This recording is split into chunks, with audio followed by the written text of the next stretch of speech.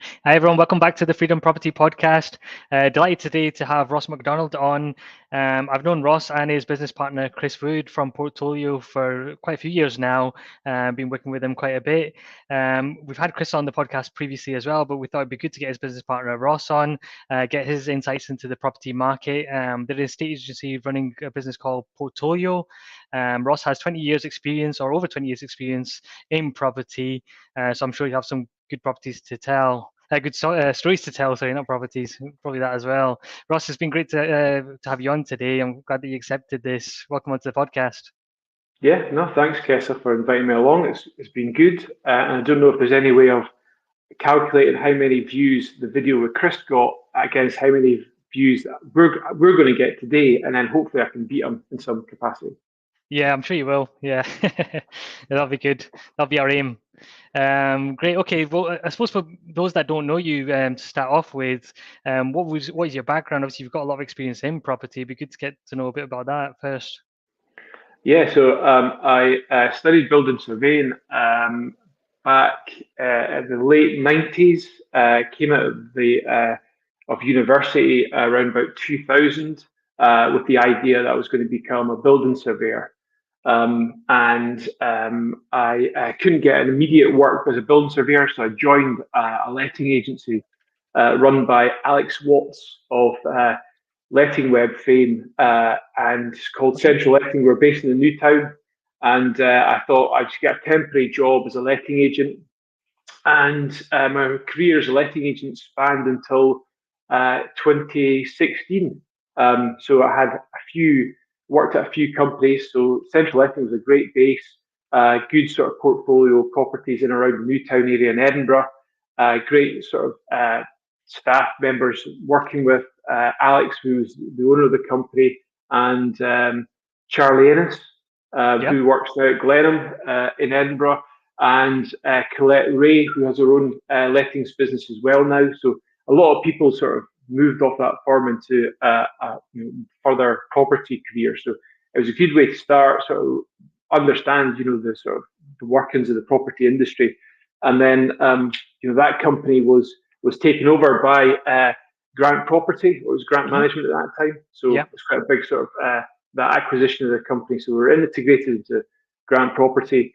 And I was there for a year or so, and then I left to take up a director of another letting agent, a small firm that were based in Trinity at the time called ClickLet.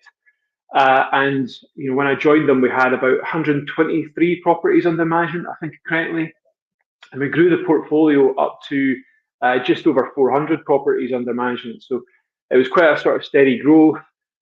Starting at Trinity, we had an office on Leith Walk, and it got to a point where we got to just over 400 properties, and it was sold to Braemore, who were buying quite a lot of letting agents at the time. So they took over the company. I was with Braemore just as a just there to sort of deal with the integration of the business into Braemore. So I was there for 6 months, and then I left the business. But it was great. I really enjoyed being a letting agent. It was a great experience. Obviously, during that period, the amount of legislation that came out was incredible. Yeah. Between sort of 2000 and 2016, just before the PRT came out.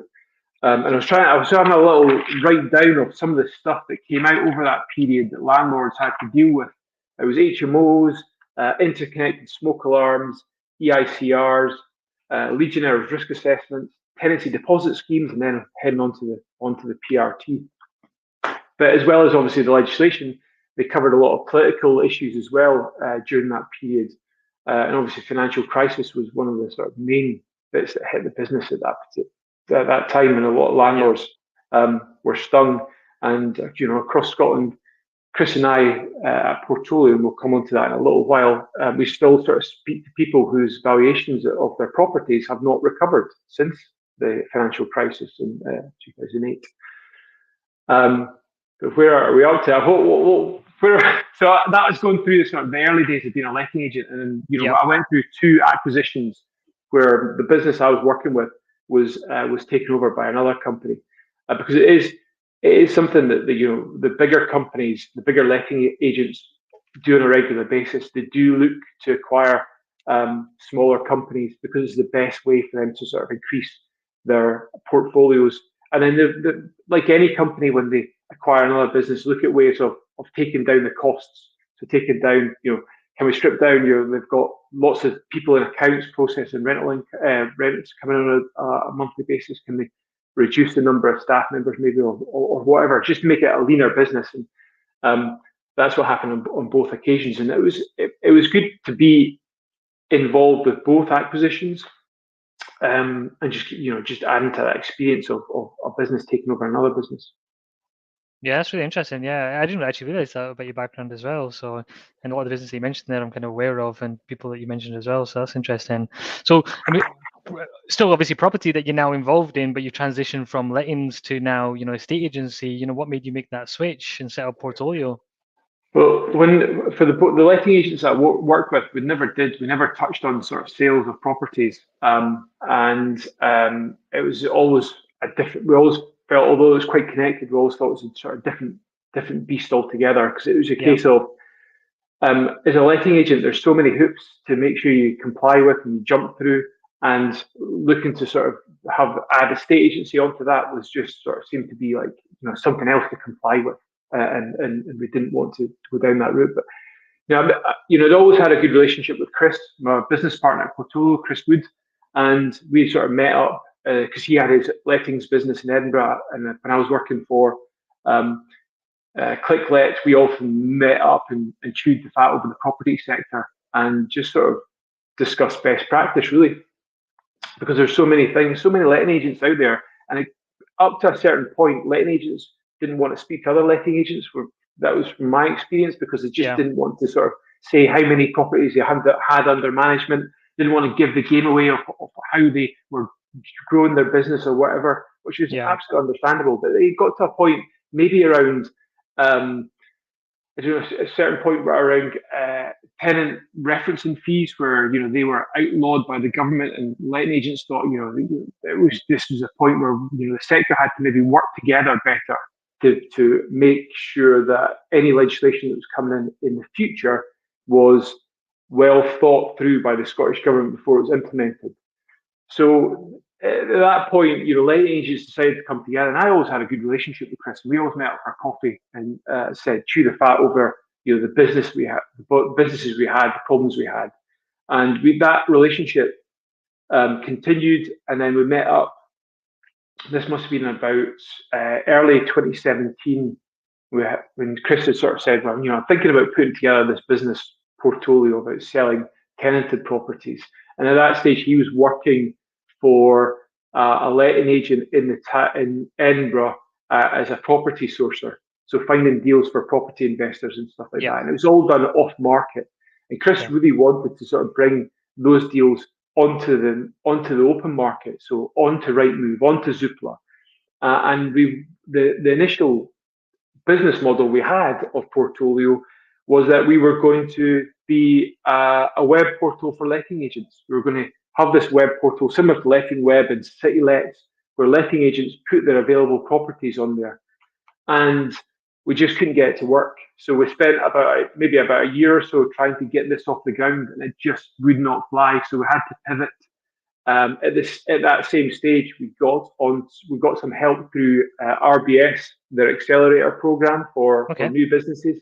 So we got into their incubator for young businesses, and they helped us put things in place and allowed us to work in their office. We were based in their office in Gogarburn in Edinburgh, and it was a great experience. We were put together with other businesses of a similar age to us, all different sectors. And a lot of the time, again, although they're different sectors, we had shared experiences, and they had similar problems setting up, trying to get off the ground, trying to get investment, or trying to get some traction. So it was a great time. Again, just Chris and I working full pelt, trying to understand why the web portal idea didn't work, and but we understood that actually there was a market there for tenanted property sales. It was just a harness at that, trying to turn Portolio into something that would work for everybody. Investors that are based in the UK looking for investment, investors outside the UK looking to invest in the Scottish market. So that's when we came up with the idea of actually, well, we need to be the estate agent. It's not really for the letting agent to be the estate agent. We needed to be the estate agent, and Yeah. we put together a business model that allowed us to be the estate agent in every part of Scotland, because we sell properties across Scotland. So maybe I should talk about a little bit about actually what we do rather than the setup for the business. So for anybody that doesn't know, Portolio is the estate agency for landlords. So we are solely focused on landlord to landlord sales market. So landlords looking to sell tenanted properties to landlords that are looking to buy tenanted properties. And obviously the benefit there to both sides, as well as a benefit to the tenant, because the tenant doesn't get kicked out of their property. They get to stay in the property throughout the transaction. So we've been in business since 2017. We've had that pivot where we've changed from being the web portal to the estate agent, and it's working. I mean, obviously, COVID has had a little bit of benefit to the business, because for a long period of time, there's been a 6-month notice period that landlords need to give to their tenants if they want to sell the property or move the tenant on. And that's given us probably more business over the last year in our infancy than we were expecting or had sort of mapped out in our business strategy, which has just probably propelled us to a point where we're probably, hopefully, we're more of a well-kent face, if I can use that description, that people definitely are. Yeah. I've seen your growth as well over the years, which has been fantastic to see. It's probably good to kind of cover off just kind of because it is quite a niche, sort of sector that you've gone into. Rather than being just just a state agency for everybody, you're catering for landlords and in particular sort of tenanting properties. How did you guys come up with the idea? And it'd be interesting to kind of touch on that topic. Yeah, well, again, because of Chris's experience of property sourcing just prior to us setting up the business, he was aware there was loads of deals done off market on a regular basis, but a lot of the deals were done probably in a way where Chris got frustrated a lot of the time. Deals would fall down quite quickly in certain situations when they were done off market, because maybe there was no home reports and there's no sort of professional marketing photographs or virtual tours that we've got now. And Chris sort of tapped into the idea. So, if we're going to do this, we need to make sure that we do this differently to how a property sourcer would source a deal for a client. So we had to make sure that we almost appeared as if we were a normal estate agent. Yeah. So did everything a normal estate agency would do. So we've got home reports, we've got professional marketing photographs, we've got virtual tours, and we advertise on Rightmove and Zoopla. So we do everything that a traditional estate agency do. The USP for us is that we have got every property that we sell on our website has got a tenant in situ. So and it's sold as an investment purchase, and it's sold at a fixed price. Yeah. Because we just felt that this was the way it worked best for us. So, and it obviously worked best for investors, because they were finding it difficult to source properties on the open market, because they were getting outbid on a regular basis from home buyers. Yeah. So the landlord to landlord sales market removes home buyers from that process. So you can pick up a property without having to compete with a home buyer at closing date. And the home buyer is the person that sort of inflates the price a little bit, quite a bit, because they're driven by emotions in their purchase, which is rightly so. They come around to a property, they have a look at it, and they say, "That's a nice kitchen. I can see myself making a lasagna in that kitchen or something else in that kitchen. It's a nice dining room. I can see myself having a breakfast there. It's a nice lounge. I can see myself relaxing and chilling out there. So I'm going to chuck everything at it to try and get that property." And they might pay quite a bit over the home report for it. So investors can't do that. They have to be very much driven by what it says on the spreadsheets, what they don't want to pay, because it comes out of their pocket. You'll know you've got the mortgage and anything over that, they're going to have to dip into their own pocket, pay it. They've got their additional dwelling supplement to pay on top of that as well. So that's something that the home buyer doesn't take into consideration. So Yeah, there's various factors there that makes it more attractive, we feel, for an investor to buy a property with a tenant in situ than to go onto Rightmove or Zoopla and try and compete with a home buyer and try and buy a property that way. Plus, the aspect that the tenant remains in the property is really good. We're hearing loads of stories at the moment about properties disappearing off the PRS, and that's a bad thing. We want the PRS to remain as buoyant as possible because it plays an important role in Scotland's housing. And if we can absolutely. keep the properties in the PRS, then that's a benefit. And I never actually run through the benefits of from a landlord selling or a landlord buying. Is that worthwhile doing it, or is it? Yeah, definitely. I can definitely see some of the benefits myself, but it'd be good for you to kind of touch on those as well, please. I don't want to do too much self promotion, though, Tessa, and it's Yeah, not. it's going to get But made yeah, now. but certainly from the landlord selling the property, the process starts immediately. So you don't need to wait. Well, up to the 31st of March, it was 6 months notice period. Now you only have to wait 3 months, no, up to 3 months or 2 months or maybe a month, depending on what type of tenancy agreement you've got in place. But essentially, if you're selling with a tenants in situ, you can start the process immediately. You don't have to wait for the tenants to vacate. And the big part of the process is tenants don't have to vacate. So you might have a as a landlord, you might have a good relationship with your tenants. You might not wish to move them out of their home because the tenant sees the property as their home. The landlord might see the property as their investment. It's a different sort Yeah, of view of looking at the property. And you get to sell the property as is. So you don't need to spruce it up for the sales markets. You don't need to put a lick of paint on the walls. You don't need to reseal around the bath or touch up in the grouting. I mean, if any good landlord is making sure that that type of thing is attended to anyway during the tenancy or when the property is up for relet, and you continue to receive rental income right up to the final day you stop becoming the legal owner of the property. So you've got that yeah, continuity. There's no void periods. There's no utility bills to pay, and there's no sort of as soon as the tenant stops paying rent, you haven't going to have to pay your mortgage rates, and you just don't have that issue. And obviously, the yeah, benefits of buying a tenanted property from the investor picking the property up is that you get instant rental income on day one of ownership. So you get a fully compliant property. The price includes all the inventory items, so it could come with all the furniture. You don't need to sort of have that faff of running out to IKEA to fill your car with stuff to furnish your investment. It's already here. It's everything that's on the inventory, and you're not competing against a home buyer to purchase the property. So there's huge benefits to buying a tenanted property. I know it doesn't fit with everybody's strategy, and there's a lot of investors out there that like to sort of add value immediately to a property and refinance it, as you're aware of. And this one is a sort of maybe more of a slow burner where you buy the property with a tenant situ, you start getting that rental income on day one of ownership. And when that tenant comes around to move out, when they finally do come around to move out, you can maybe add the value there and refinance yeah. at that particular point. Yeah, that's a good point.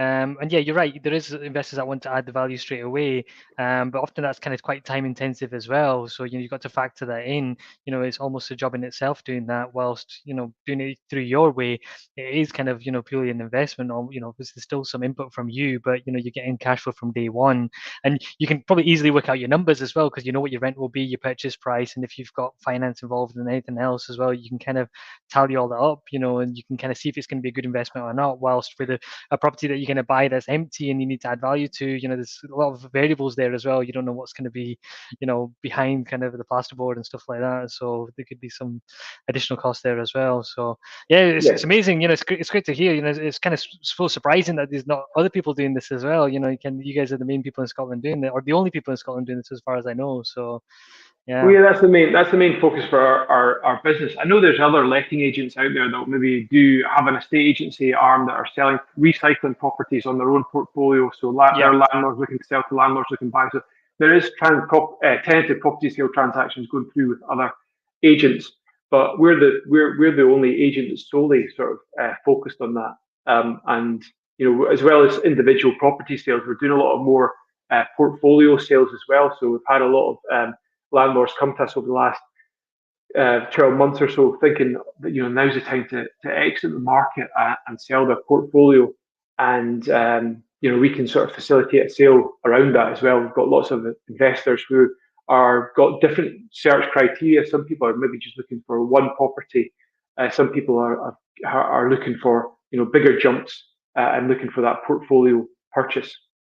Yeah, no, that's a good point. Well, talking about portfolio purchases, then you've seen a lot more investors looking at portfolios now. Maybe for a few reasons. One, they're starting to expand and want to buy, chunks of properties at a time rather than individual ones. But also the potential savings that they can have in ADS as well. Buying 6 or more. So you're finding kind of more investors wanting to buy these properties for that reason. Yeah, because as well as the ADS, the removal of ADS for purchases over 6 properties, you'll often find there's maybe sometimes a little bit of a discount being offered as well when you're buying them all together. So you calculate up all the valuations of the properties, and maybe there's a discount given. Not everybody's offering the discount, but sometimes there can be a discount being offered for purchasing the portfolios together. And some people like it. Some people like buying properties all within the same stairwell or all within the same geographical area.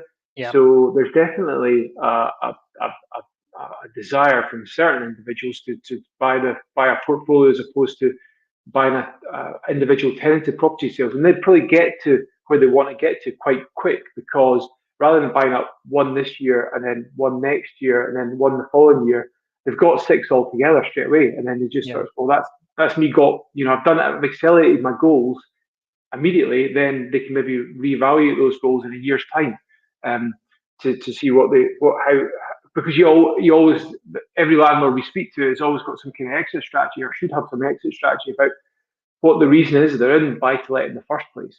Because everybody's different. And we speak to a lot of clients on a regular basis, and obviously previous jobs that I've been in with the letting agent business, everybody had different criteria for being a landlord. Some were accidental landlords, some were landlords that just bought a property for their kids at university, and they had that property, and rather than sort of selling it once their child left university, they decided to let it out on a regular basis. Other landlords have got the property portfolio to fund their pension, to fund their retirement. So everybody's slightly different. You'll get what generally is the. I'm going to ask you a question now, Cassie. Yeah, go for it. Too long. What do you find often when investors come to you? What's their strategy? What's their ultimate goals for buying a buy-to-let? Yeah, I think the main reason is for sort of an additional income stream. And kind of the name of my business, sort of financial freedom, is probably one of the biggest reasons that people invest in property that I speak to on a daily basis anyway. They want to have that additional income. There may be, especially since COVID as well, work can be up and down. A lot of people that are in maybe a job that they're not necessarily happy with, or want to kind of reduce the hours down as well, and eventually kind of become a full-time property investor. But yeah, definitely sort of additional income stream is probably the main goal for most investors that I deal with on a day-to-day basis. Especially with the new regulations involved and stuff like that. I think most people need to really treat it as a business nowadays, as opposed to just being an accidental landlord and just rent it out, without kind of thinking about all the regulations and things involved. But it'd be interesting, because you touched on that topic just previously there, about some properties being removed from sort of the rental sector as well, and I found that even with my rents, they've gone up. There's much more demand for rental properties. Obviously you're speaking to landlords as well. Where are these properties going? Are they going? It'd be interesting to kind of get your viewpoint on that. Yeah, well, this seems to. I read the most recent CityLets report that said that from the agent's perspective, rental demand is so strong across most parts of Scotland at the moment because there just isn't the same stock. So properties have come off the must have come off the rental market recently, and it's something that I think that I read something in the last couple of days that John Blackwood was worried about. The impact on the proposed changes in the PRS that the Scottish Government are pushing through at the moment, or consulting on at the moment. He's worried about those changes, how will just result in less properties being on the PRS in Scotland. So, but going back to your question about why are landlords selling at the moment, we very rarely hear this, the excuse or the reason for selling your property at the moment is because the changes in legislation. Mm. We hear that, we've just come to the end of the buy-to-let journey. They're looking to release equity to buy a family home somewhere. They're looking to release equity to start a business, various things. But the change in legislation very rarely comes up. It's always other reasons. And quite often when a landlord's had the property for 20, 25 years and they're just looking to release the equity before they get to their retirement or before transfer it onto their kids or whatever. It's not legislation that comes up. I mean, we discussed at the start the amount of legislation that's been here since sort of 2000. It hasn't deterred because since No. the PRS has almost tripled in size since the late 90s. So therefore, none of the legislation has deterred anyone from becoming a landlord. And even with the legislation, even the political changes that have happened, Brexit or the financial crisis or the first IndyRef or the 2 years of the pandemic, it hasn't changed the desire that people still think that actually property is still a solid long-term investment to supplement retirement or just to give you an additional income. And Yeah. because property prices have gone up, I was looking at something the other day. I had to write down the stat, Kessie. I was looking at something the other day that said that last year the Bank of Scotland had said the average property prices in Scotland had gone up 8.8%, and that was against the UK average of, this was the average Scottish property price has gone up 8.8%, and that was against the UK average of 6.2. So property prices in Scotland are going up higher than the UK average. And then you think, well, what areas are going up? Is it Edinburgh and Glasgow? So immediately you think that those are the areas. But it isn't. It's other areas. It was like Motherwell had the highest increase last That's year, right. They did. 17.3. And then you're looking at other areas below them on the list: Hamilton, Dumfries, Kilmarnock, Elgin, Perth, Paisley. I mean, these are, so if you've got a property in those areas, you're seeing a significant increase in property prices, and then you're thinking, actually, you know what? Where is my money best held? Is it best held in a bank? Is it best held in some stocks and shares, or is it best held in bricks and mortar? And most people, well, the people that we work with, have found that property is still a good long-term investment, Yeah. because that capital growth outweighs any of the legislation changes that happen. Yeah, and that's really interesting that, and I think you've put that really well because I've seen that myself as well. Often in the news, we kind of constantly see, landlords are exiting the market in droves and stuff like that. Well, actually, for the ones that sell, I'd imagine there's probably kind of, far more buyers than there is sellers. Because are you finding that as well? Because I know your agency is obviously very different because you're attracting landlords and investors. Then, do you have more buyers than you have sellers?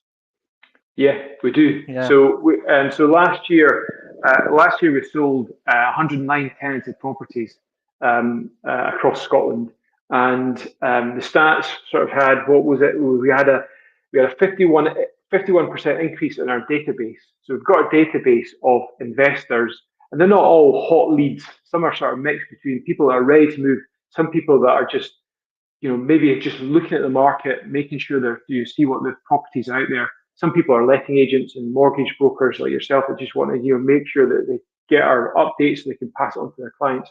So the level of interest in what we're doing has significantly increased, which has coincided with an 86% increase in our website traffic. So there's a lot more people jumping on our website. So for everybody that comes to us and says, I'm thinking of selling, there's another person that comes to us and says, you know what, I'm thinking about investing in property. And it might be that they're just expanding their current portfolio that they've got, or it might be that they're looking to do it for the first time.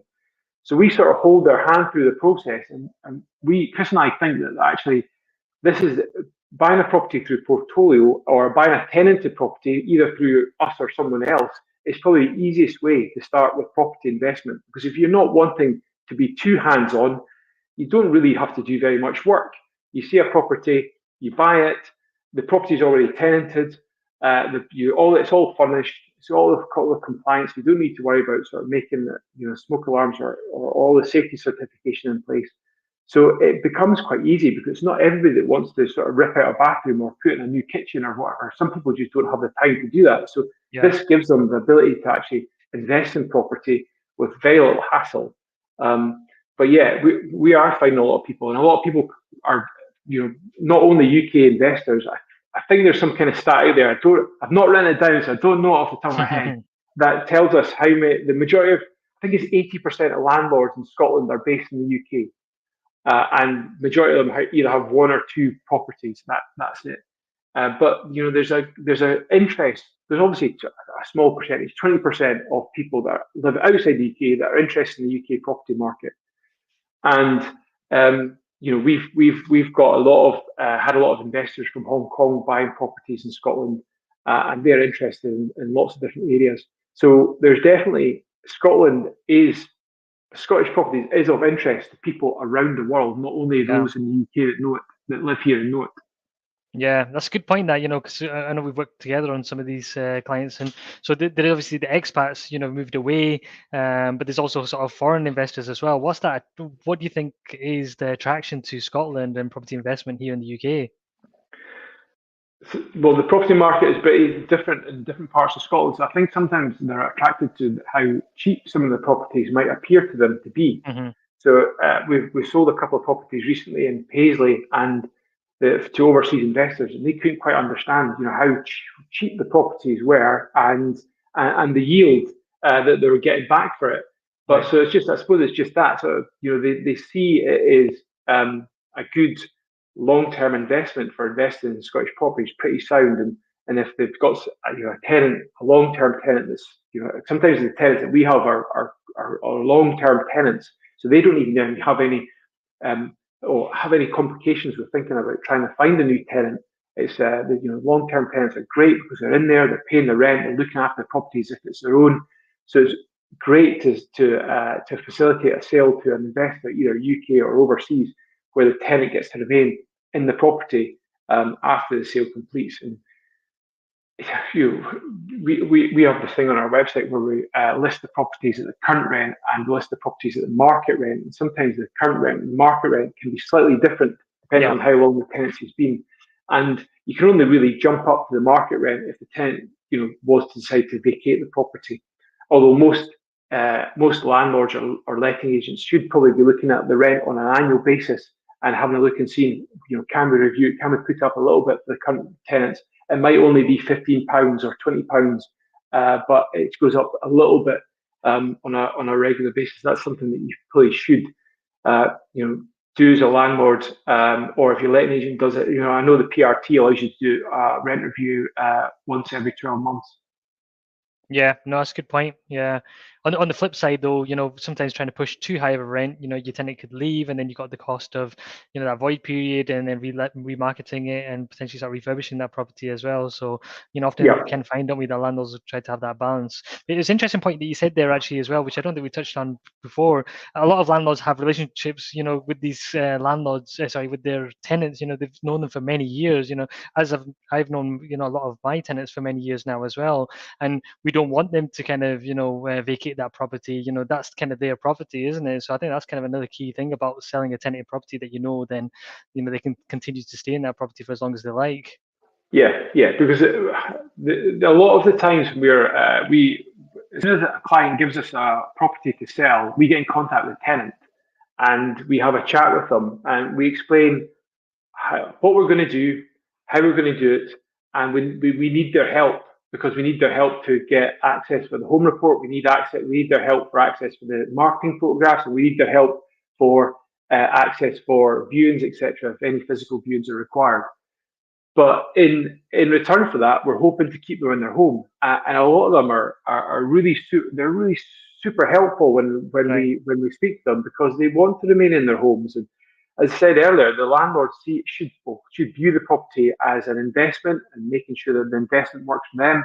The tenant just sees the property as their home, and they in most cases when we contact them, they're not ready to leave. If they want to leave, the PRT allows them to give a month's notice and vacate. So they want to do it on their terms. They don't want to be dictated by the landlord thinking of selling. So selling with the tenant in situ allows them to hold on in their home for for however long they wish to do so. Yeah, that's a good point. So what sort of challenges are you kind of finding, now kind of coming into sort of 2022 when we're recording this? From what I can see from my side, I think the EPC challenge is going to be a big one going forward, which a lot of people aren't maybe aware of. But what sort of challenges are you seeing with Portolio and landlords? Well, I suppose the challenges this year will be inflation, what's going to happen to interest rates, the cost of living crisis, perhaps, um, consumer confidence. Where is it because of what's happening with Russia and Ukraine? Is consumer? I think consumer confidence has dipped a little bit. Yeah. Because there's obviously been increases in oil and gas prices. But those are probably short term. I think we'll ride that sort of wave over. I don't know if that's an expression that people use. I don't think it is. I've just made that one up. But I think people will that will be a short term, like I suppose like COVID, because COVID, the economy has recovered to pre-pandemic levels within 2 years. Now Yeah. it took 5 years for the economy to recover during the financial crisis. So that's it. That 2 years it has been incredibly quick, but the challenges that landlords have probably are to do with that consultation that's going through the Scottish Parliament at the moment. And I've just written down a few things here. The EPC ratings are a big issue because I think by 2025 there's going to be an expectation that during a change of tenancy you have to get your property up to an EPC rating of C. And if there's no change of tenancy up until 2028, that's when you have to get to a level to see. I don't think the EPC things are set in stone yet, but I think this is the No. guidance the Scottish Government want to get to. And by all properties, I think by 2033, they want to get to a C. And I think there's a green heat task force that's been set up by the Scottish Government to sort of review this. But we're already seeing at the moment from mortgage providers not wanting to give mortgages out to properties that are below sort of D. We've had a few issues recently, and there's one a sale that we're completing on at the moment where the sale's been held up, or the owner does the necessary work to improve the EPC rating, so the buyer can get a mortgage approved at a higher EPC rating. But what do you find? What's the minimum EPC rating that you're able to give out mortgages at the moment? Is it E? Yes, E. Yeah. So if it's an F or a G just now, there's not really any lenders that will lend. So in that instance, you either have to buy the property cash or on some sort of short-term finance or bridging finance typically. But another great way is if you can work with the landlord and say, look, can we just do these works prior to the sale and then get an updated EPC, even just kind of get it through to an E, because sometimes it can be quite minimal things that you need to do, just change some light bulbs, add a hot water jacket, or to the tank. It could hopefully be kind of something as small as that to get it to an E. But yeah, so that's kind of the big challenge just now. And I suppose as regulation kind of increases, then that will kind of have a restriction for these purchases as well. And that's only on the landlord market, not for people buying their own home, obviously. Yeah, but it will get there eventually. I think most Yeah, things of that go course. through the rental EPCs will come in. Well, the EPC minimum standards will come into. Oh, I lost you there for a second. Yeah, we lost you for a second, but you're back though. Sorry, If you could I'm say that back. last sentence again, sorry. No, I'm just saying that a lot of the things that come in the PRS, like smoke alarms, have come into private homes. That's right. So the EPCs, you will eventually minimum standards EPCs will come into private homes eventually. I think the problem they've got is the Scottish Government still to clarify the regulations around EPCs and how it's going to differ from property to property. So if you're in a listed building in a conservation area, it becomes quite difficult for you to improve your EPC rating. So is there going to be exemptions for that type of property as opposed to a new build, which becomes a bit easier to sort of make sure that you've got the EPC rating which is acceptable? So, the EPC ratings are something that's going to hit landlords soon. I think now is the time to review your EPC rating. Now is the time to think about what work is required, price the work up. If it's going to be expensive, start saving now to get the work, get ready for the work done. If it isn't going to be expensive, just do the work, just get the work done. It's going to be a benefit to your tenant if your tenant's in there because they're going to have it's going to be more energy efficient, so it might cut down on their energy bills at a time when energy bills are going up. So they'll be happy with that. So that's still something to tackle. So this whole new deal for tenants is also the consultation that's going through the Scottish Government as well, is also something that landlords need to be aware of. There's various factors involved in that. It's a vote winner for the SNP, definitely. The SNP are doing it, or the Green Party are doing it because there's, anything that's a benefit to tenants is is uh, is is something that the Scottish Government look favourably on, Yeah. don't they? But they're going to create sort of a tenant union. They're going to be looking at rent caps, their rent pressure zones. They're doing a PRS regulator. It all sounds fairly sort of substantial. And it was just that, about a year ago, there hadn't been any new regulations that come in for a wee while into the PRS. And this seems to be like, over the next few years, there's going to be loads. Yeah. And landlords, I suppose, need to be wary of it. I just worry that the Scottish Government are trying to force out private landlords out of the sector, like people that have got the individual properties. And this is the majority of properties in the sector are just 1 or 2 bedroom properties. And these are the guys that the sector needs. Yet the Scottish Government seem to be making it difficult for them. And they sort of favour institutional landlords. So the build to rent sector is quite big at the Yeah. moment, and they're expanding that. And I just feel that it's wrong for the Scottish Government to be doing that. But this is where the landlords need to step up and reply to the consultation and put their views across there. Because if they don't, you can't complain again. You can't complain about the changes. And if you do, there's just a chance. Maybe it's a small chance, but there's a chance that they might just listen. Yeah, that's a good point, Ross. So for people that don't know, where can they find out about these things, and where can they put the views across? Yeah, there's you can jump onto the Scottish Government website, and maybe you can sort of send something out. I don't know how Yeah, we will that do. works, but yeah, Yeah. there's a link on it where there's a consultation, so you can jump on that. You can click through and read the consultation. It's quite a few pages, and then give them your views. And I'd urge anybody that's a stakeholder in the PRS, whether you're a landlord or you're a tenant, or you're a letting agent, or some association with the PRS to put your views across. Yeah. Yeah, it'll be really interesting to kind of see how this all pans out. From my view, when it comes to regulation, sometimes it can be a pain, but um, I find with that there comes opportunities as well. Ultimately, so sometimes I actually kind of welcome regulation. And if you're able to kind of jump through those hoops that they require you to go through, actually, there might be kind of less investors there, which I know is ultimately not the right thing. For the PRS sector, but for those that can kind of manage to jump through those hoops, actually when they get to the end there, there can be some opportunities there available. Well, what's going to happen is if landlords leave the sector, there'll be less properties, demand will still be there, and the rents will go up. And Yeah. obviously, that's not what the Scottish Government are looking to do, but No. or enforce in the sector. But that's what's going to happen. I, it's not everybody. It's not every. So I think the Scottish Government look at it and think that everybody that's renting, every tenant that's renting, wants to be on the property ladder. It's not the case. Some tenants like to have that flexibility of renting, and that might be because of um, employment, and they're in a city for a certain time on a contract, and that just might suit them to rent. Or it might be that they want to stay in a location they can't technically buy in, so the renting offers that um, opportunity. They might want to share with someone, so they might want that company rather than Yeah. sort of living on their own. They might want to live with someone and share the bills, etc.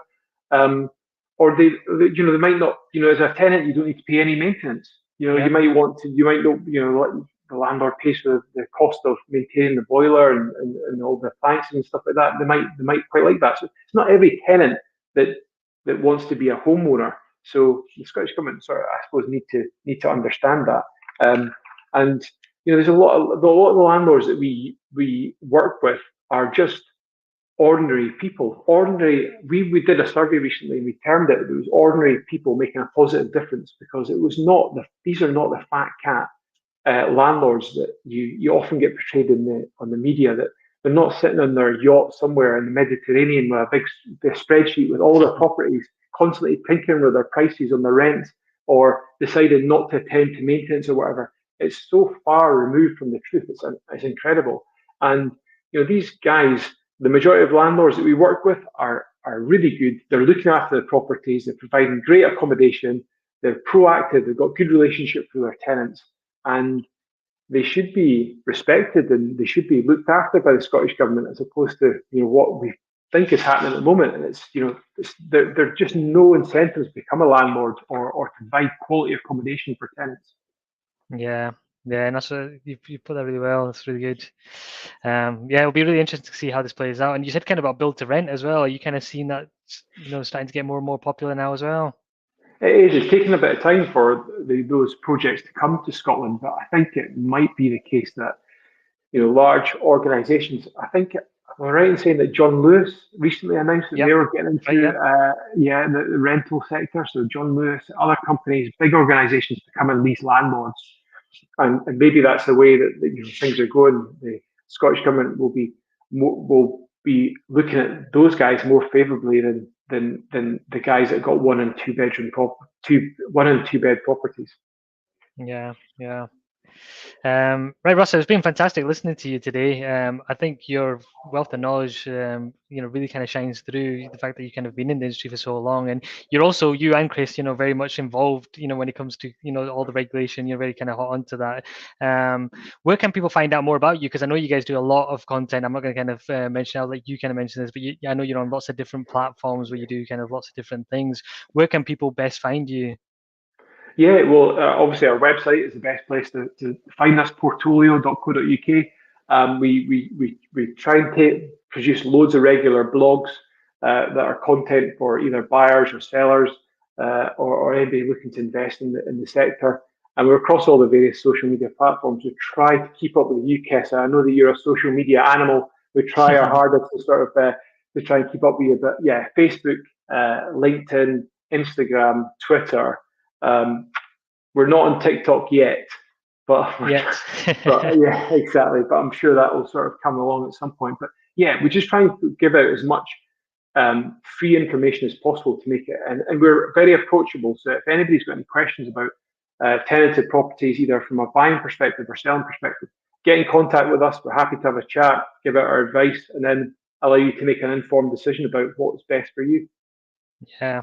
Well, that's definitely one thing I've noticed kind of working with you guys as well. You always kind of try to be as fair as possible for both sides of the party, because obviously you're working, for the interest of the seller, but you need to make it work for the buyer as well. And that really kind of shines through on the transactions that I've seen you guys work on. So, right, Ross, it's been great speaking to you today. Definitely for all the viewers, I hope you've enjoyed that today as well. Definitely connect with Ross and his business partner, Chris, as well. And we'll see you on the next podcast. Ross, it's been great. Thank you. Thanks, Kessa.